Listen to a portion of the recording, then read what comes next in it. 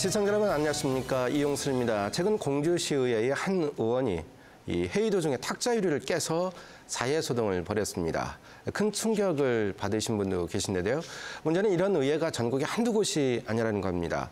막말, 폭행, 성추행까지 도를 넘은 지방의원들의 추태가 지방의회 무용론까지 부르고 있습니다. KBS 생생토론에서는 반복되는 지방의원들의 구설과 논란을 짚어보겠습니다. 해법은 없는지에 대해서도 모색하겠습니다. 토론에 함께하실 분들 소개해드리겠습니다. 공주시의회 이종훈 의원 나오셨습니다. 네, 안녕하세요. 배재대 행정학과 최우택 교수 자리에 함께했습니다. 네, 안녕하세요. 굿모닝 충청 김갑수 기자 나오셨습니다. 안녕하십니까. 대전참여연대 김상기 팀장 자리에 함께했습니다. 네, 안녕하세요.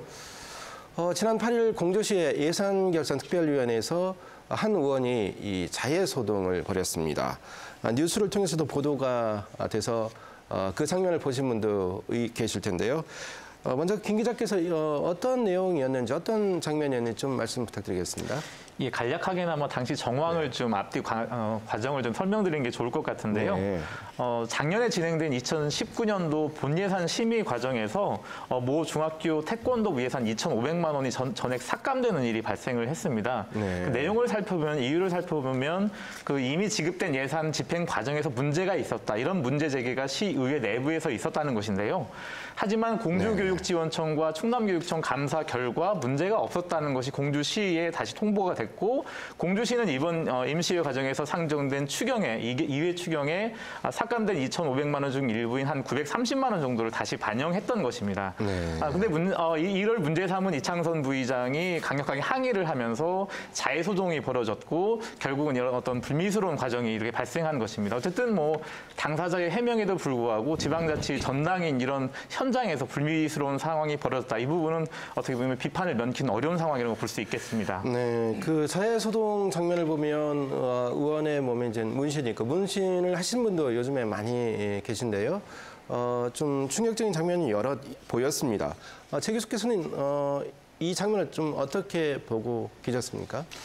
저는 처음 이 장면을 본 것은 종편을 통해서 이제 낮에 이렇게 보게 됐는데, 저는 무슨 영화를 보는 듯했어요. 네. 그냥 정말 아까 말씀하신 대로 문신을 하신 분이 와서 뭐 이렇게 유리짝 가지고 자기 배를 자해를 하고, 이런 모습이 어떻게 정말 민의의 전당이라고 할 수 있는 지방의회에서 일어날 수가 있겠습니까? 네. 저는 그래서 고민을 해봤어요. 왜 이런 일이 발생을 할까? 그랬더니 제가 볼 때는 너무 쉽게 지방의원이 되는 것 같아요. 네.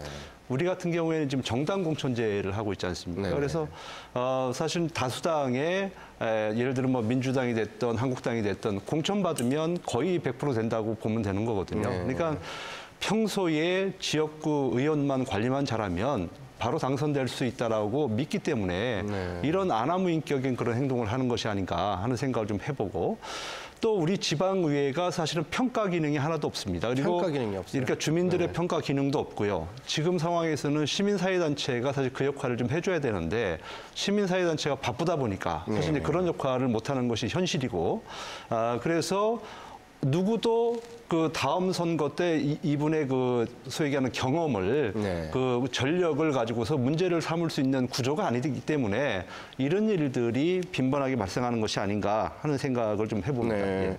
그 공주시에 이제 이종훈 의원 나오셨는데, 이종훈은 지금 좀 심기가 어떤지는 모르겠지만 당시 이제 그 의회에 계셨지 않습니까?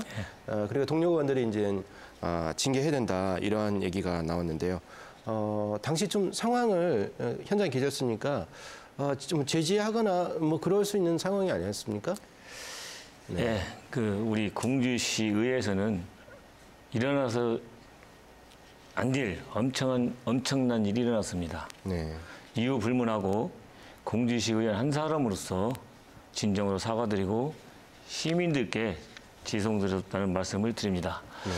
우리 사회자께서 말씀하신 제지 문제는 우리 11명 의원님들이 특위에 참석을 했는데, 다른 뭐 여야 의원님들이 여럿이 제지도 했고 설득도 했고 토론도 했습니다. 2시간 동안 토론을 해서 했는데도 불구하고 이런 것에 대해서 시의원 한 사람으로서, 공주시 의원의 한 사람으로서 시민들과 또 우리 시청자 여러분들께 진심으로 사과의 말씀을 드립니다. 지금 그 의회 진행이 2시간이라고 했는데 그 어떤 문제 상황이 2시간 동안 벌어진 건 아닌 것 같은데 그 어떤 그 극한 상황이 얼마 동안 진행이 됐습니까? 그래요. 우리가 제2의 추경 예산을 심사를 마치고 네. 개수 조정하는 시간이 있습니다.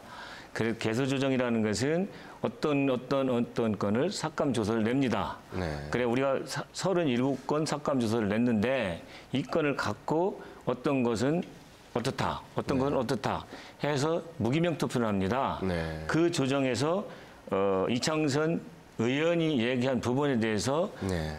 많은 대화를 나눴습니다. 대화는 네, 대화를 나누다 보니까 본 의원이 또 대화를 나누고 네.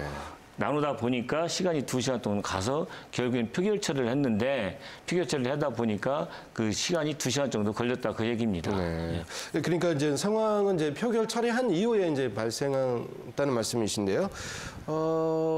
이제 의견 충돌이 있는 것이니까 표결 과정이 있어야 되고 그리고 의회라는 제도가 생긴 건데요. 의견 충돌이 있었는데 이러한 어떤 과도한 어떠한 그 반대 의견을 표출하는 그것도 이제 당신의 이제 신체를 이용해서 자 네티즌들의 반응 좋을 리가 없습니다. 네티즌들의 반응이 어땠는지 좀 여러분이 정리하실까요, 김성희 팀장님? 네. 네, 이게 공주시의회 의원의 자해소동 그리고 난동이 있었던 건데요. 이게 가장 더 큰 문제는 이게 끝나지 않았다는 겁니다. 그러니까 끝나지 않아요. 예결위에서 있었던 자해소동이 다음 날 본회의까지 이어집니다. 그러니까 네. 본회의에서도 본인이 항암 치료를 받고 있는 항암 튜브를 자르는 등 그리고 그 공주시의회 의원들에게 그런 난동과 행패를 부렸던 것이죠. 이런 부분은 뭐 네티즌뿐만이 아니고 공주 시민 그리고 주민분들께서도 네. 시의회 의원들에게 이런 난동을 부린 것이 아니고 지역 주민에게 난동을 부린 것으로 지금 생각을 하고 있습니다. 그리고 공주시 의회에서도 이 부분에 대해서 사과를 하고 지금 이종우 의원님께서도 얘기를 하셨는데요. 문제는 공주시 의회에서 다시 이런 난동이 일어나지 않는다고 장담할 수가 없습니다. 그렇기 때문에 이렇게 의원들의 난동이 다시 일어나지 않도록 대책을 마련하기를 바랍니다. 이종훈 의원님, 그 첫날은 격한 어떤 반응을 보였고 이튿날까지도 그런 모습을 보였다는 것은 동료 의원분들의 어떤 대응에도 문제가 있지 않았나. 이것이 사실 외부로 나가서 물론 내부로 나가가지고 지금 우리가 접하고 있습니다만 대응이 너무 미진했던 거 아닌가요? 어떻습니까? 그래요.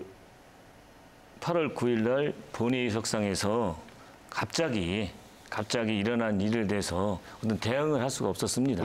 그건 어떻게 대응을 할 수 있는 방법이 없고요. 갑자기 일어난 그 일입니다. 그 본회의장에서. 그렇기 때문에 그 바로 우리 총 12명의 의원 중에 6명이 윤리위원회를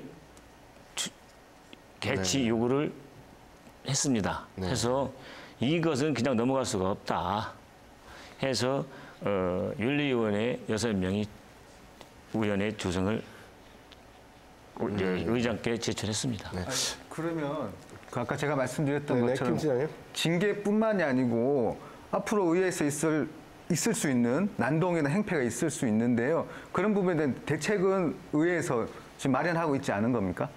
네. 그런데 우리가 윤리위원회 징계 시위는요, 제명을 하려면은 의원의 3분의 2 이상 찬성이 있어야 되고요. 네. 한 달 출석 정지, 사과 경고는 제적 과반수 참석에 과반 찬성이면 이루어집니다. 네. 우리가 할 수 있는 법은 이거고요. 또 만약에 우리 김상기 팀장님 말씀하신 대로 제재는요, 민형사상 해당 의원이 민형사상 고발을 할 수가 있습니다. 네네. 또 우리 의원들도 민형사상 고발을 할 수가 있습니다. 또 시민자치단체도 고발을 할 수가 있습니다. 예, 그래서 이것은 우리 의회에서 할 수 있는 것은 윤리위원회는 이런 방법이 있고요.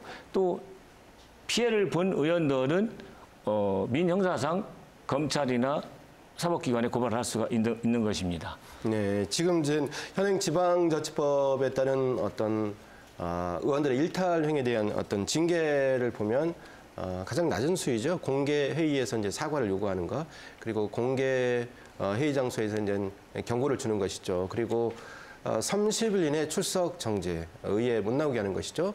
그리고 이제 제명까지 할 수 있습니다. 그렇다면 공주시 의원들이 낸 어떤 징계 요구안 어느 정도 수준입니까? 우리 그 6명이 낸 그 의원들은 대다수가 제명을 요구한다고 냈습니다. 네. 그것이 통과될지 안 통과될지는 3분의 2가 되니까 그것은 윤리위원회를 개최를 해봐야 알겠습니다. 네. 어떻습니까? 이제 의원분들이 이 장면이 이제 공주 시민뿐 아니라 뭐 전 국민이 알고 이제 충격을 받았기 때문에 향후 일정 어떻게 됩니까? 이제 어떤 절차가 있을 거 아니겠습니까? 그 윤리위원회를 구성을 해갖고 개최를 하려면요. 임시회를 요구를 해서 임시를 하든지 아니면 우리 정기 10월달에 정기 있을 때 그 윤리위원회가 개최가 되는 겁니다. 네. 예. 저 공주시의회만 계속 이제 물고 늘어지는 느낌도 있는데요. 공주시의회가 이제 이번 어떤 파행이 이번 한 번만이 아니었습니다. 또 과거 어떤 좀 불미스러운 일이 있었는지 좀 김 기자께서 말씀 주실까요? 예, 공주시의회가 좀 굉장히 좀 잡음이 많았습니다. 뭐 예를 들면은 지금 이제 전 의원이 됐는데요. 비례대표, 민주당 비례대표였던 박석순 의원 같은 경우에는 네. 지방선거, 공직선거법 위반 혐의로 해서 지난 7월에 벌금 200만 원을 확정을 받아서 네. 의원직을 상실을 했습니다. 뭐 상품권을 주거나 뭐 이자 없이 돈을 빌려주거나 이런 일들이 이제 벌어졌던 것인데요. 뭐 이 밖에도 뭐 박석순 전 의원 같은 경우에는 자신의 명함에다가 남편의 사업체, 카센터라고 사업체를 홍보하는 일도 벌어졌었고요. 그리고 뭐 공주시의 모 의원 같은 경우에는 자신의 업무 추진 카드를 통해서 고교 동창들의 식사비를 결제를 하는 바람에 벌금 80만 원을 선고받기도 했습니다. 어쨌든 이 문제는 뭐 특정 정당의 문제만은 아니다. 이 부분은 좀 짚어야 될 것 같습니다. 네. 그 동료 의원에 대한 징계가 있을 때 이제 동료 의원이기 때문에 언제는 얼굴을 잘 알고 있지 않습니까? 또 친분도 있을 텐데 징계안이 이제 상정이 됐을 때 좀 이걸 봐준다 뭐 이런 느낌을 주면 또 안 될 것 같은데 좀 어떻습니까? 이 위원님께 제가 압박하는 질문을 드리는 건데요. 그래요. 징계위원회가 열려서 징계수의가 걸리면은 우리 그 같은 자당이든 네. 타당이든 그 의원의 면을 보고 결정을 하지 않습니다. 그것은 분명히 말씀드리고요. 다른 그 의회에서는 어떻게 하는지 모르지만 우리 공주시에서는 보편 타당성 있게 네. 징계 수위가 결정될 거라고 저는 생각합니다. 자, 공주시 의회만의 이제 일이 아니라는 거 국민 여러분들 잘 알고 계실 텐데요. 이런 파행이 이제 다른 의회들도 의회에서도 이제 지방의회에서도 많이 나고 있습니다. 우리 국민들 이제 국회의 모습이 싹 바람직하지 않다는 거 다 알고 계실 텐데 지방의회까지 좀 이러한 그 수준 낮은 모습을 보이니까 좀 짜증이 난다 이런 분도 계십니다. 그동안에 어떤 일이 있었는지 좀 어느 분이 말씀 먼저 주실까요? 어느 분이? 네, 지금 아까 이제 그 문제를 넘어가기 전에 사실 이 문제는 당사자라고 할 수 있는 지방의회가 이걸 스스로 해결하기는 한계가 있다. 네. 그리고 왜냐하면 이분같이 지금 뭐 막가파 형식으로 나오는 상황이기 때문에 또 지방의원 누구도 사실은 그분에게 감정을 상하게 하고 싶지는 않을 거예요. 왜냐하면 본인이 또 위협을 당할 수도 있다라고 판단을 할 수 있기 때문에. 그래서 이거는 지역에 있는 시민사회단체라든지 그리고 제일 중요한 것은 사실은 정당이 공천을 했기 때문에 이건 정당에서 정리를 해줘야 됩니다. 왜냐하면 공천하고 리콜하지 않으면 공천 왜 하는 겁니까 도대체. 네, 그래서 이건 정당이 정진석 저는 의원이 이 문제에 대해서는 책임감을 가지고 저는 결단을 내려야 된다 이런 생각을 좀 해보고 있고요. 의원에 대한 그다음에 문제. 이제 이 뭐 아까 말씀하신 대로 이제 타 지역 같은 경우도 아산시의회 같은 경우에는 이제 회의 도중에 동료 의원들에게 이 물컵을 갖다 싹 뭐 이렇게 던지는 일도 있었고요. 여성 의원이었습니다. 그렇습니다. 그렇죠? 그다음에 이제 대전 중구 같은 경우에는 여성 또 성희롱 발언을 이제 2번씩이나 해서 제명된 민주당 의원도 있었고요. 그다음에 우리가 또 뭐 익히 잘 알고 있는 우리 전국적으로 가장 유명한 의회 있지 않습니까? 예천군 의회. 미국 연수 갔을 때 가이드를 막 주먹으로 패고 했던 국민들의 울분을 사게 했던 이제 그런 일들이 지방의회에서 좀 이루어지고 있는데 이게 바로 이제 지방의회 수준인데 그러면 과연 이 지방의회가 뭘 보고 배웠을까? 그건 분명히 아마 국회를 보고 배웠을 것 같아요. 그래서 정말 이런 문제가 발생하지 않기 위해서는 이제 높은 단계부터 좀 자정된 모습들을 보여주고 그랬을 때 지방의회도 그것을 닮아갈 텐데 지금 현재도 국회가 열리지 않고 있지 않습니까? 서로 정말 국회는 열지 않고 장외에서 지금 치고받고 싸우고 있는 모습들 보고 있지 않습니까? 그래서 이런 모습들이 종합적으로 나타나는 것이 지방에서 나타나는 모습들이 아닌가 하는 생각을 해봅니다. 전 지방의회가 하는 일이 많습니다. 좋은 일도 많이 하시고요. 의미 있는 일을 하기 때문에 의원이라는 어떤 타이틀까지 받고 계신데요. 자, 그렇다면 이제 이러한 제대로 된 의장 활동을 해야 되는데 이걸 못한다. 그리고 또 어떤 불미스러운 일이 나오면 그 나쁜 이미지가 의회를 이제 지배하기 때문에 유권자 분들에게도 좋지 않은 영향을 끼치는데, 자, 이러한 것을 좀 뭐 1, 2년에 쌓인 문제가 아닌데 좀 어디서부터 좀 고리를 좀 풀어가야 될까요? 네, 김태형님. 네. 네, 말씀 주시죠. 예. 네네. 제가 말씀을 드리겠습니다. 네네. 지금 지방의회 의원들의 자질 문제는 하루 이틀 문제가 아니죠. 계속적으로 지금 28년 동안 이어져 왔던 문제인데요. 그러니까 이 지방의회 의원들을 제어할 수 있는 방법이 지금 현재로서는 마땅치가 않습니다. 물론 뭐 징계도 얘기하셨고 정당 공천도 얘기하셨는데요. 그런 부분들을 가지고, 그러니까 징계만으로 가지고는 지방의회 의원들의 행동을 제어하거나 주민들을 위한 의정 활동을 할 수 있도록 하기가 지금 참 어려운 상황입니다. 그리고 주민들이 그렇게 지방의회 의원들 제어할 수 있는 주민소환제가 있음에도 불구하고 사실상 이 주민소환제가 무용지물일 수밖에 없는 구조이거든요. 그렇기 때문에 이 지방의회 의원들을 제어할 수 있는 방법들을 좀 강구하는 게 필요하다고 생각이 듭니다. 네. 자, 지방의원의 문제, 이제 정당 공천 때문에 그렇다, 이런 얘기 계속 나옵니다. 어떤 불미스러운 일이 났을 때요. 김 기자께서는 어떻게 보십니까? 좀 이게 정당이 문제가 있어서 정당이 제대로 공천을 못해서 빚어진 거라고 볼 수 있습니까? 어떻게 합니까? 그 뭐 정당 공천제에 대한 부분이 뭐 후반기에도 뭐 충분히 논의가 될 것 같은데요. 저는 그렇게 봅니다. 그러니까 장단점이 분명히 있는 것이고요.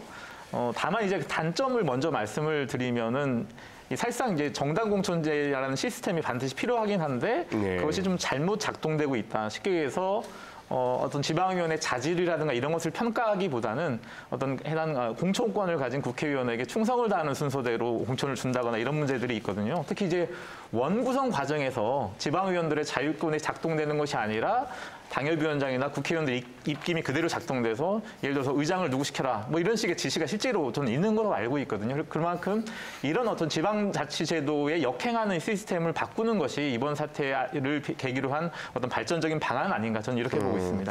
저는 그 부분에 대해서 약간 좀 다른 견해를 가지고 있는데 지금 이제 사실 원구성이 모든 문제의 발단입니다. 원구성이 틀어지면 4년 내내 정상적인 의정 활동이 이루어지지 않고 있거든요. 그래서 저는 그런 생각을 해봤어요. 원구성을 우리가 시스템적으로 한번 해보면 어떨까? 어차피 정당 공천제 하에서 이것이 지금 진행이 된다면 그러면 정당에서 예를 들어서 다수당의 중에서 다선 의원 중에서 정당에서 예를 들어서 뭐 지명하는 사람이 의장이 되면 뭐 큰 문제는 없을 것 같아요. 지금 사실은 지금 국회가 지금 그렇게 가고 있는 거 아니겠습니까? 그리고 이제 예를 들어 부의장이나 이거는 이제 뭐 차당에 뭐 예를 들어서 뭐 누가 대표가 한다든지 그리고 이제 상임위원 같은 경우도 의석수대로 비율대로 해서 나눠 갖는 식으로 가다 보면 큰 문제가 없을 것 같아요. 근데 지금은 다수당이 되면 모든 걸 다 먹으려고 하다 보니까 이런 문제들이 발생하는 거 아니겠습니까? 그리고 사실 정당 공천제를 저는 이제 좀 조금 반대하는 입장인데 왜 그러냐면 우리나라의 정당의 수명이 3년밖에 되잖아요. 지방의회 의원들의 그 임기가 4년이지 않습니까? 공천을 해놓고도 책임을 질 수가 없는 게 정당이에요. 근데 자기네들은 공천을 한단 말이에요. 그럼 무엇을 위한 공천입니까, 그게? 그건 자기 수족을 만들기 위한 공천이지 그 이상도 이하도 아니다. 현재 수준에서는. 그래서 저는 개인적으로는 정당 공천제는 정말 우리 민주주의가 좀 성숙되기 전까지는 좀 자제하는 것이 좀 필요하지 않을까 하는 생각을 해봅니다. 저는 의견이 좀 다른데요. 그 공천제 폐지 관련해서는 좀 더 신중할 필요가 있다고 생각이 듭니다. 그러니까 지금 지방의회 의원들이 문제를 일으키고 있을 때 제어할 수 있는 방법이 없다고 말씀을 드렸는데요. 공천까지 안 된다 그러면은 누가 도대체 지방의회 의원들을 제어하겠습니까? 그러니까 행패를 부린다 하더라도 공천 문제 또는 이후에 다시 공천받아서 당선될 문제에 대해서 의원들이 생각을 하고 있는 거죠. 그렇기 때문에 정당 공천제를 폐지하기보다는 공천 시스템을 제대로 만드는 게 더 중요하다고 생각이 듭니다. 네, 시 교수하고 의견이 좀 다른데 좀 말씀 더 주실 수 있어요? 저도 잠깐 말씀드렸는데 저도 우리 김상기 팀장님 말씀에 동의를 하고요. 네. 정당 공천제는 반드시 필요합니다. 필요하고요. 우리 원구성 말씀하셨는데 우리 치 교수님이 말씀하셨는데 원구성 내 파행이 종종 있습니다. 종종 있는데 이것을 이제 원구성을 전반기, 후반기 원구성을 하는데 민주주의에 의해는 치열한 토론과 그리고 대안제시 협의를 통해서 이루어져야 되는데 불구하고 이 다수결에 의해서 의사결정이 이루어지면은 아까 치 교수님이 말씀하신 대로 다수당이 의장, 상임위원장, 부위원장을 독식을 합니다. 네. 근데 우리 공주시 의회는 12명이 의원이 있는데 우리 민주당이 7분, 또 자유한국당이 5분이 있습니다. 그래서 우리 민주당이 의장, 상임위원장 2석, 네. 자유한국당에서 부의장, 상임위원장 1석을 이렇게 나누고 협의를 하고 있어요. 네. 그러다 보니까 잘 이루어지고 있습니다, 이것이. 근데 이것이 다 뭐 아니면 도식으로 내가 다 먹는다는 개념이 있으면 여기서 파행이 이루어지는 겁니다. 다 서로들 간에 베풀 건 베풀고 협의할 건 협의하고 가면 이런 문제는 해소가 되고요. 다시 한번 정당 공천제를 제가 말씀을 드리면요. 과거에는 정당 공천제를 공천권을 가진 지역위원장이나 국회의원들이 휘둘렀습니다. 줄 세우기를 하고. 근데 우리 더불어민주당은 작년 6월 선거에 보면은 당원단계 나와 있습니다. 뭐라고 나와 있냐면은 기초 의원들은 권리당원 100% 여론조사, 기초 집행부 단체장들은 일반 여론조사 50%, 당원 50%, 권리당원. 그렇기 때문에 지금은 우리 민주당의 의원들은 국회의원이나 지역위원장 그게 눈치 안 봅니다. 네. 이거 자유한국당에서도 이것을 당원 단계 모습을 받고 하면은요, 당연히 물론 정당 공천제가 일장일단 있습니다. 대표적인 단점으로는요, 우리 당에서 중앙당에서 내려와서 그것은 반대를 해라. 쉽게 말해서 공주보 같은 문제, 네. 이런 이슈화된 문제, 이것을 사실은 또 우리 당 같은 경우도 뭐 예를 들어서 반대를 해라. 그러면 나는 찬성할 수도 있고 저쪽에서 찬성할 수 있는데도 불구하고 이런 문제가 단점으로 되거든요. 이런 제가 문제. 좀 말씀 좀 잠깐 끊고 네. 싶은데 이제 민주당 소속 지방의원이시니까 이제 민주당의 당원 당규상 공천 주는 것이 이제 공정하게 진행될 수 있는 토대가 돼 있고 실제 그렇게 한다라고 이제 이 의원님이 주장하시는 것이고 사실은 우리 국민들이 보기에는 국회의원이 등장하면 줄 서고 그런 모습을 뭐 한두 번 본 게 아닌데 말이죠. 그래서 이제 공천 문제가 좀 나오는데 제가 이제 궁금한 게 네네, 말씀 주시죠. 당원 단계에서 이제 권리당원 50% 하고 일반인 50% 네. 하는데 그 여론조사 결과가 공표가 됩니까? 그렇죠. 그것이 이제 당원 당규에 나온 것이 네. 자질 문제도 아까 이제 우리 팀장님 말씀하셨는데 10년 이내 음주 2번, 또 윤창호법 생기고서 1번. 이랬을 때는 무조건 자격이 상실됩니다. 아니, 그 문제가 아니라. 자, 그러고 네, 말씀드릴게요. 그러고서니 우리가 여론 말씀하신 것은 만약에 교수님이나 저나 두 분이 나와서 한 분을 공천을 해야 될 거 아닙니까? 그러면 여론조사 2개를 해갖고 샘플링 해갖고 다 오픈이 됩니다. 네. 그렇기 때문에 그것은 공정합니다. 어떤 누구 특정한 세력이 그것을 개입할 수 있는 여지는 전혀 없습니다. 제가 알기로는 이제 그게 공정하게 오픈이 잘 안 되는 걸로 저는 알고 있고요. 이제 그러다 보니까 이제 그런 과정 속에서 정말 충성도에 따라서 공천이 될 수밖에 없는 그런 구조가 아직까지는 되어 있다 저는 그렇게 보고. 이번요. 예. 교수님 말씀 잘라서 죄송한데요. 이번 작년도 6월 1일 날 우리 더불어민주당은 정확했습니다. 그것은. 근데 다 당은 모르겠지만은 우리 더불어민주당의 여론조사 조사는 공정했다. 네. 이것은 진짜 말씀드리고 자, 싶습니다. 이제 그거는 이제 이종훈 의원의 그 본인과 관련된 말씀이라고 좀 해석을 해야 전하고 될것 가면 안 같습니다. 될까요? 네네. 그래서 말씀 주시죠. 예, 우리 의원님이 말씀하셨는데요. 물론 공천 과정에 뭐 공정하다고 저는 믿고 싶습니다. 그런데 공천 규칙을 보면 정당의 정체성과 기여도 이렇게 이걸 우선순위를 두고 있어요. 그러니까 의정활동과 도덕성을 높여야 되는데 거길 우선순위로 공천 과정에서 검증을 해야 되는데 그게 아니고 정당의 기여도와 공천, 그러니까 기여도와 정체성을 더 우선적으로 보고 있다는 그런 문제가 있다는 거죠. 네. 이제 지금 보기에도 이제 이종훈 의원님 말씀을 제가 좀 비판적으로 보면 벌써 이제 그 지역구 국회의원에 대해서 나쁘게 얘기 안 하거든요. 뭐 물론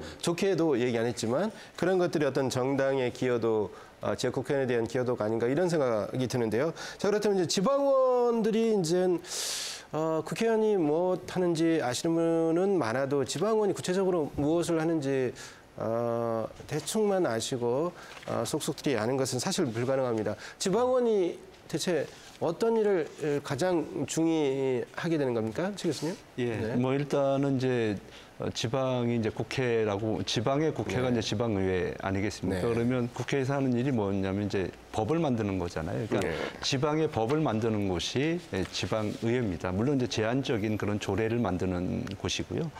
그다음에 또 하나는 이제 사실은 뭐 자치단체장들이 여러 가지 공약들을 내세우고 이렇게 하고 정책을 하지만은 그 정책에는 예산이 반드시 수반되게 돼 있습니다. 예산이요. 그 모든 예산을 심의하고 평가하고 결정하는 곳이 지방의회입니다. 네. 예, 또 하나 문제는 이제 과연 공무원들이 제대로 그 예산을 가지고 돈을 정확하게 집행을 했는지, 일을 제대로 했는지, 행정사무감사를 실시하는 곳이기도 하고요. 네. 또 하나는 또 주민들의 민원, 청원을 받아서 처리해주는 곳이 이제 지방의회다. 저는 이렇게 제가 설명을 좀 드릴 수 있겠고요.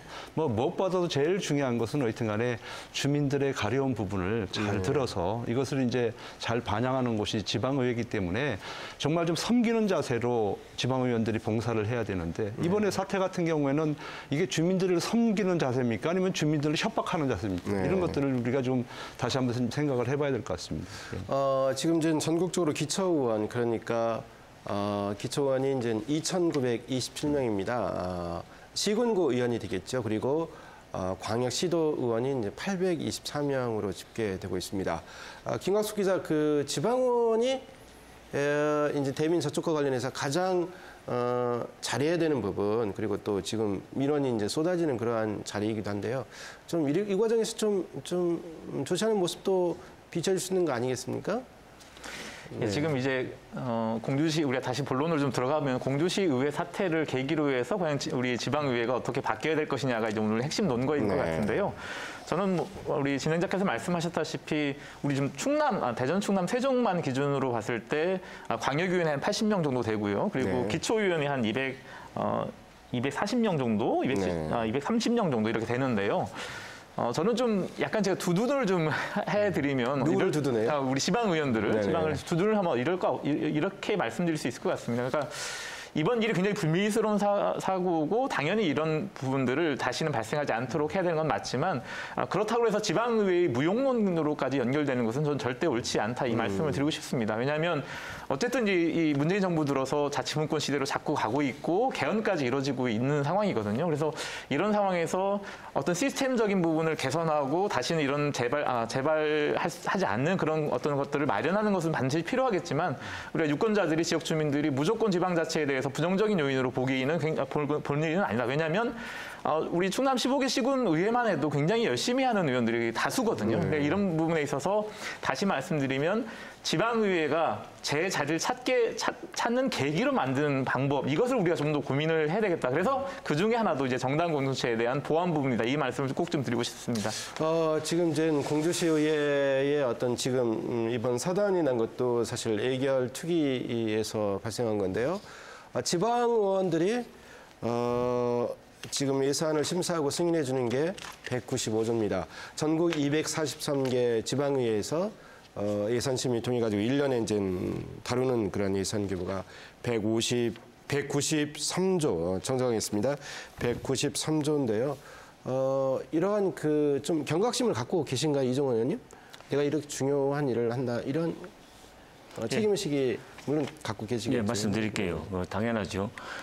아까 우리 지 교수님 말씀하신 대로 우리 지방 의원들은 본예산 예산 심의, 또 연중 추경 예산 심의, 또 혈세가 낭비되지 않나 행정사무 감사, 또 시의 정책을 묻고 대안 제시하는 시정 질문, 시민의 불편 사항을 듣고 거기서 조례 제정을 합니다. 또한 이것은 희귀 중에 하는 겁니다. 네. 희귀 중에 공주시의회는 한 110일 동안 희귀 중에 하는 거고요. 비희귀 중에는요. 우리가 한 달에 한 번 이통장 협의라든가 세물 협의라든가 각 단체 다 방문합니다. 가서 그 시민의 말씀을 듣고 담아서 조례 제정하고 시에 건의를 하는 겁니다. 이런 일을 우리가 하고 있고요. 지금 아까 우리 사회자께서 말씀하신 지방의 예산이 193조 약, 또 우리 중앙정부 약 400조라고 말씀드렸는데 네. 지금 이 193조는요 순수한 지방 보조금이 아닙니다. 우리가 지금 지방세 비율이 8대2 아닙니까? 네. 우리가 선진국은 4대6, 5.5대 4.5대 1도 있습니다. 우리 문재인 정부에서도 2022년도에 지방분권을 했을 때 7대3으로 한다는 그 공약도 내세웠어요. 지금 세웠는데 네. 지금 지방세는 지방교부세 시에 우리 지방세는 국도비가 포함된 돈입니다. 국도비는 목적세가 당연히 거의 포함돼 있어 나왔어요. 우리 지방에서 쓸 수 있는 돈이 아닙니다. 일부는 쓸 수 있지만은 그렇기 때문에 중앙정부 대리해서 집행하는 예산입니다. 이것이 네. 자율권이 없어요. 그렇기 때문에 자율권이 많은 보통 기부세를 많이 늘려줘야 지방에서 특성에 맞게 발전이 될 수 있다. 네. 저는 이렇게 말씀드리고 싶습니다. 자, 지방의회가 이제 예산 심사를 하는 것이 연간 이제 193조 이렇게 집계되는데 이 예산 심의라는 게 결국 이제 집행부가 사업을 할 때 그 돈을 제대로 책정을 하고 쓰고 있는지 그 감시하는 역할을 하는데 지방의회에 대한 감시 기능이 없다. 감시하는 그런 시스템, 제도가 없기 때문에 지방의원들의 일탈 행위가 계속 이어지고 있다. 이런 얘기입니다. 예산 심의 관련해서 이제 네네. 우리가 또 한 가지 생각해 봐야 되는 문제인데요. 지금 지방의회 기초 같은 경우는 이제 초선 의원들이 상당히 많이 있습니다. 근데 지금 행정부에서 편성하는 예산은 상당히 어려운 구조로 돼 있어요. 이것을 정확하게 이해하고 심의하는 의원들이 많지가 않습니다. 네. 근데 지금 지방의회에서는 이런 의원님들을 보좌할 수 있는 인력은 한정돼 있고요. 네. 그러다 보니까 사실은 그냥 집행기관에서 편성한 예산이 대부분 그대로 반영이 되는 경우가 많다 저는 이렇게 네. 보고요. 이것이 실제 예산 심의 과정 속에서 수정되는 것은 제가 볼 때는 1~2%밖에 되지 않습니다. 네. 그 대부분은 그냥 뭐 공무원들이 편성한 예산이 그대로 간다 이렇게 보면 될 겁니다. 그래서 이런 것들은 우리가 이제 지방의회가 정말 제대로 갈 수 있도록 지금 국회에 지방자치법 전부 개정안이 지금 계류 중에 있습니다. 네. 거기에는 어떤 내용이 있냐면 아까 우리 의원님 말씀하신 대로 이제 이 문재인 정부 들어와서 이제 지방분권을 추진하고 사실은 이제 개헌을 하려고 그랬는데 아까 우리 기자님 말씀하신 대로 개헌을 추진하다가 국회에서 그게 보이콧당했습니다. 그래서 이제 개헌을 못하니까 차선책으로 한 것이 지방자치법 전부 개정안을 가지고 나온 거예요. 네. 여기에 보면은 정말 천지가 개벽할 정도의 내용들이 포함되어 있습니다. 예를 들자면 우리나라에는 지금 그냥 단순하게 그러니까 기관 대립형 형태 딱 하나만 선택을 하고 있거든요. 네. 선거하면은 시장 뽑고 예를 들어서 의원 뽑고 해서 시장의 권한이 좀 막강하고 의원들은 좀 작고 그래서 이렇게 그런 구조로 전국이 통일화돼 있는데요. 네. 예를 들어서 지방자치법 전부 개정안에 보면 어떤 내용이냐면 지방자치단체 구성의 다양화라는 게 있습니다. 다양화요? 그건 뭐냐면은 공주시의회 같은 경우는 그런 형태로 뽑을 수 있고요. 예를 들어 청주시의회 같은 경우에는 영국식으로 의회형으로 뽑을 수 있는 거예요. 지방의회 의원들만 선출하고 그중에 다수당의 대표가 의장도 하고 시장도 겸하는 거예요. 그러니까 이런 다양한 실험을 할 수 있도록 하는 내용들도 좀 되어 있고 또 하나는 이제 우리가 가장 큰 문제가 뭐냐면 지방자치를 한다고 하면서 현실적으로 지방이 지방의 일을 안 한다는 거예요. 무슨 뜻이죠? 그러니까 소위 얘기하는 이제 우리가 위임 사무, 그러니까 네. 국가나 광역으로부터 내려오는 사무가 있잖아요. 네. 그게 위임 사무라고 그러는데 그게 몇 프로냐면 80%입니다. 네. 그리고 그 지역의 업무가 20%밖에 되지 않아요. 실질적으로는 중앙의 업무, 광역의 업무를 기초해서 다 수행을 하는데도 불구하고 그냥 일을 맡아서 한다는 거죠. 네. 그래서 이번에 전부 개정안에는 어떤 것이냐면 이제 사무 배분의 보충성의 원칙이라고 하는 게 있어요. 기초에서 할 수 있는 것은 다 기초가 하게 해주고 네. 그다음에 기초가 못하는 것은 광역이 하고 광역이 못하는 것은 국가가 할 수 있도록 전부 업무 체계를 다시 이제 세팅을 한다는 내용도 좀 포함되어 있고요. 네. 말씀하신 대로 이제 그 지금 뭐 국세와 지방세의 비중이 8대인데 이것을 이제 장기적으로는 6대4까지도 이제 갈 수 있도록 이렇게 하겠다는 네. 내용들이 있기 때문에 저는 지금 국회에서 국회의원들이 이렇게 지금 이런 거 가지고서 뭐 조국 문제 그리고 또 뭐 일본 문제 이것만 가지고서 정말 온 나라를 시끄럽게 할 게 아니라 네. 진짜 지방을 발전시키려면 지방자치법 전부 개정안 반드시 통과된다 이렇게 보고 있습니다. 그 이제 지금 말씀 들어보면 지방의원이 이제 지역에 대해서는 어느 누구보다 잘 아시겠죠. 그래서 지역과 관련된 사업에서는 예산 심의를 잘할 수 있는 어떤 기초가 될 수 있겠죠. 근데 국가로부터 위임받은 사무 약간 복잡한 구조가 될 수 있고 재정에 대해서 회계에 대해서도 잘 아셔야 되는 그런 부분이 있는데 아무튼 이러한 일련의 과정 맡은 직분에 맞는 역할을 보면 수준이 계속 올라가야 되는데 이러한 불미스러운 일이 나오면 이 어떤 지역민들의 기대 쭉 뚝 떨어지거든요. 자, 이 문제를 좀 어떻게 풀어갈 수 있을까요? 어느 분이 말씀 주실까요? 그래 이제 지금 네네. 제가 말씀드릴게요. 지금 교수님 말씀대로 그 국도비 내려왔을 때 문제는 그 예산 편성 시에 이제 국도비가 내려옵니다. 매칭을 해갖고 우리 네. 시비가 매칭이 돼갖고 근데 이런 문제를 이제 초선 의원님들 말씀하셨는데 우리 공주시 같은 경우는 초선 의원님들이 12분 중에 8분입니다. 12분. 네, 그래서 이제 작년도 원구성이 뛰고 나서 예산 편성이라든가 행정 사무감사라든가 등 그 연수를 많이 받았어요. 연습을 받았다. 연수요. 전문기관한테 의뢰 그 연수를 받아갖고 그 전문 그 교수님들한테 연수를 받아갖고 많은 공부를 합니다. 네.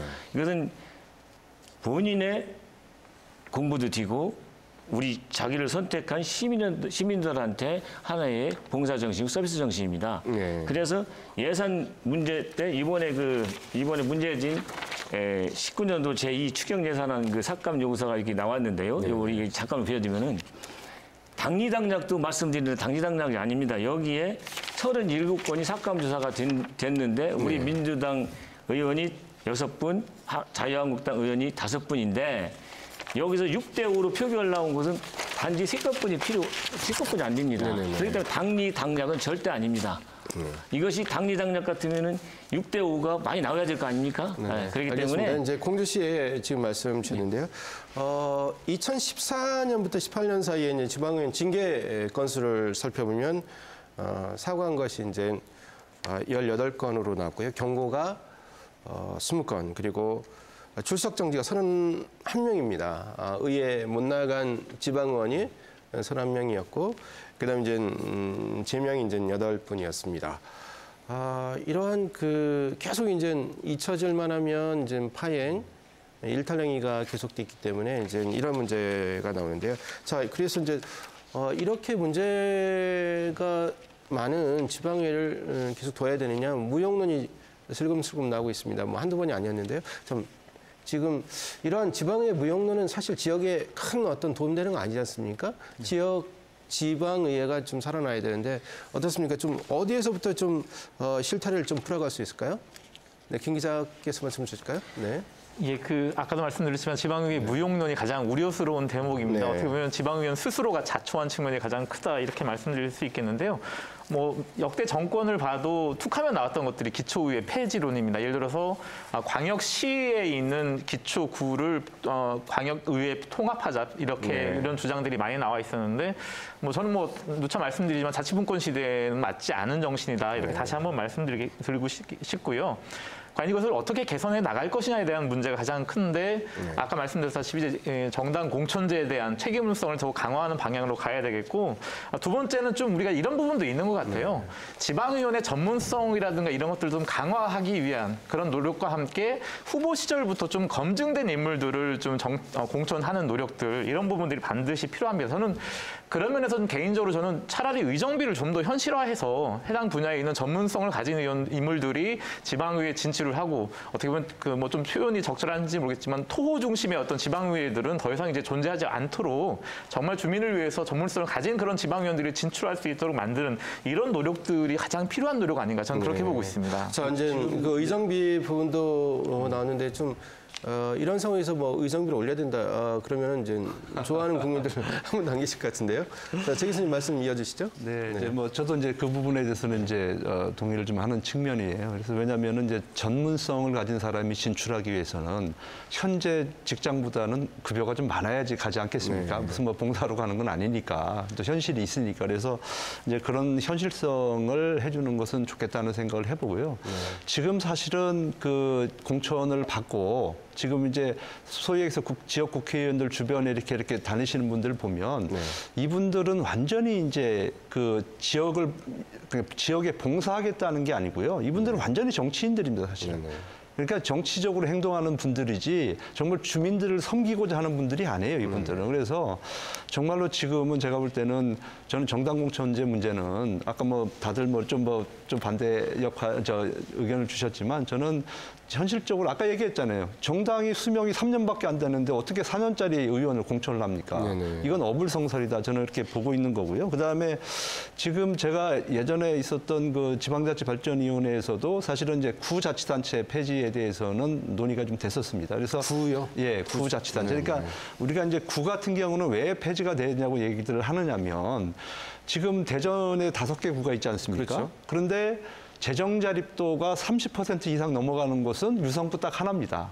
나머지는 뭐 예를 들어 동구라든지 중구라든지 이런 데는 공무원 인건비조차 편성할 수가 없어요. 그러니까 자치적으로 할 수 있는 게 아무것도 없다는 얘기예요. 근데 무슨 지방자치를 하냐는 얘기죠, 사실은. 그래서 그런 것들은 현실적으로 놓고 봤을 때 그냥 예산 낭비성, 그냥 지방의회를 운영하는 것보다는 차라리 시로 좀 통합을 해서 시의원들을 좀 더 늘리고 해서 좀 이렇게 체제를 좀 바꾸는 것이 어떨까 하는 의견들도 상당히 많이 있었다 하는 것도 좀 전해드리겠습니다. 지금 이제 지방의원 수를 늘리자라고 하시는 부분은 사실 무급으로 자원봉사 개념으로 직능단체별로 이제 지금 10명이라면 뭐 20명, 30명까지 늘려가지고 구성원들의 어떤 질도 질이지만 이제 참여자 수를 높이자 이런 뭐 안도 나오고 있습니다. 그리고 이제 지금 논의 단계죠. 죄송합니다. 제일 큰 문제가 뭐냐면 기초의원 같은 경우는 사실 인물을 꼼꼼히 따져서 투표하는 사람들이 많지가 않아요. 그렇죠. 예, 그날 투표하는 숫자가 7개인가 8장이지 않습니까? 근데 가장 밑에 있는 게 기초의원이거든요. 대부분 줄투표를 한다고 봤을 때 민주당 아니면 한국당 출마하면 가보는 당선되는 게 우리 정설 아니겠습니까? 그러니까 그런 상황 속에서 과연 이것이 어떤 역할을 할 수 있는지 이런 것들 좀 고민을 해봐야 된다는 얘기죠. 저 지방에서는 지방의원 어떤 공천 없애자 이런 얘기 계속 나오고 있습니다. 지방의원들을 이제 함부로 대하면 지역이 이제 홀대받는 그런 느낌을 받기 때문에 지역 언론에서 특히 이제 이러한 화두를 계속 던지고 있는데요. 어떻습니까? 김 수장께서는 좀 이러한 공천 문제 계속 나오는 얘기 아니겠습니까? 일단은 그 지방의회 무용론 관련해서 잠깐 간단하게 말씀드리겠습니다. 그 지방의회, 그 기초의회가 없어지면은 지금 집행기관을 견제하고 독주를 막을 수 있는 방법이 전혀 없거든요. 그렇기 때문에 이 무용론에 대해서도 좀 더 신중하게 생각할 필요가 있고요. 그리고 공천 과정의 문제점도 말씀을 드리면 지금 아까 말씀드렸다시피 정당의 기여도라든지 정체성을 떠나서 의정활동과 그리고 도덕성을 좀 더 전문적으로 봐주면 좋겠다는 생각이 들고 또 하나는 주민 소환제를 얘기를 안 할 수가 없습니다. 그러니까 주민들에 의해서 의원을 소환하고 해임할 수 있는 제도가 있음에도 불구하고 지금 쓸 수가 없는 제도인 것이거든요. 예를 들어서 지금 공주시의회만 보더라도 이창선 의원의 나선거구입니다. 여기에 투표권자가 25,001명입니다. 지난 지방선거 기준을 보면. 그러면 투표를 진행하는 청구를 하기 위해서는 5,000명 인원에 대한 서명을 받아야 됩니다. 이거 못하는 거죠. 누가 5,000명에 대해서 서명을 받고 청구를 할 수 있을지. 그렇기 때문에 이 주민 소환제에 대한 제도적, 법률적 보완이 더 필요할 거고요. 또 하나만 말씀드리면 징계 관련해서 사과 경고, 그리고 출석 정지, 그리고 제명까지 있지만 이 징계를 받았다고 해서 의정비를 받지 않는 건 아닙니다. 출석 정지를 하더라도 의정비는 다 받고요. 제명이 됐다 하더라도 법원의 판단에 의해서 제명 의결 취소가 되면 다시 복귀를 하면 다시 또 의정비를 받습니다. 이런 부분들을 좀 더 보완할 필요가 있겠습니다. 제가 이제 이정훈 의원께 직접적으로 한번 질문 하나 던져보겠습니다. 이제 각 정당에서 정당에 대한 기여도에 따라서 이제 공천을 주기 마련인데요. 그러한 것들이 아니라 이제 정당에 대한 기여도라는 것은 지역 국회의원에 대한 어떤 충성으로 여겨지는 면이 있지 않습니까? 의정 활동에 대한 점수를 좀 가산점을 많이 줘가지고 그 기준에 의해서 재선 공천을 받는 경우에는 좀 적용을 강화해야 된다. 이러한 의견에 대해서는 어떻게 생각하십니까? 네, 저는 우리 진행자님 말씀에 동의하고요. 지금 우리 민주당에서는 재선 의원에 한해서는 그 시스템이 돼 있어요. 그래서 제가 4년 동안 의정 활동에 조례 몇 건, 무슨 건 그런 것이 미달되면은 페널티를 줍니다. 네. 다음 공천에 이런 말씀이고 정당 기여도를 자꾸만 말씀하시는데 정당 기여도는요. 제가 더불어민주당 정강 정책을 좋기 때문에 거기를 입당을 한 겁니다. 네. 그 정강 정책을 충실하다 보면은 정당 기여도가 되는 겁니다. 이것은 정당 정치에 꼭 필요한 일이라고 저는 생각하기 때문에 이것은 굳이 나쁘다. 이런 말씀은 그게 나쁘다고 말씀을 드리는 게 적절치 아니고요. 않고요. 네. 우선순위가 바뀌었다. 의정 제가- 활동과 도덕성이 위로 올라가지 않고 밑에 내려가 있다는 물론 저도 김 팀장님 말씀에 동의를 한 부분입니다. 그렇지만은 이 정강 정책은 우리 당에서 표방하는 최고의 구현 정신입니다. 이것을 동의를 해서 그 당에 간 것이 꼭 나쁘진 않고 꼭 필요하다. 저는 이렇게 말씀을 드리고요. 한 가지 아까 우리 진행자님께서 우리 지방 의원들이 8명이 제명을 당했다. 이 말씀을 드렸는데 다시 한번 이번 사태에 대해서 죄송스럽다고 말씀을 드리고요. 물론 일어나지 않아야 될 일이 일어났습니다. 그런데 국회의원 수가 300명이라고 아까 진행자님 말씀하시고 광역의원 수가 824명, 기초의원 수가 2,927명인데 우리 지방의원들이 제명이 8명이 됐는데 우리 현 국회 300명 의원들 몇 분이 의원직 상실했습니까? 네, 여기 좀 이제 시간이 거의 돼가지고 이제 지금 말씀은 이제 비율적으로 보면 큰 어떤 자질 문제가 국회에서 더 많지 않느냐 이런 의견을 주셨습니다. 여전히 이제 풀리지 않는 숙제인 것 같습니다. 오늘 토론 여기서 정리하겠습니다. 각종 구설 논란으로 지방의를 바라보는 주민들의 시선이 따가워지고 있다는 느낌이 듭니다. 혈세 낭비, 허탈감과 상실감을 안겨주는 이 지방이라는 비난 지적 아프게 받아들여서 합니다. KBS 생생토론 여기서 마치겠습니다. 시청해 주신 여러분 감사합니다.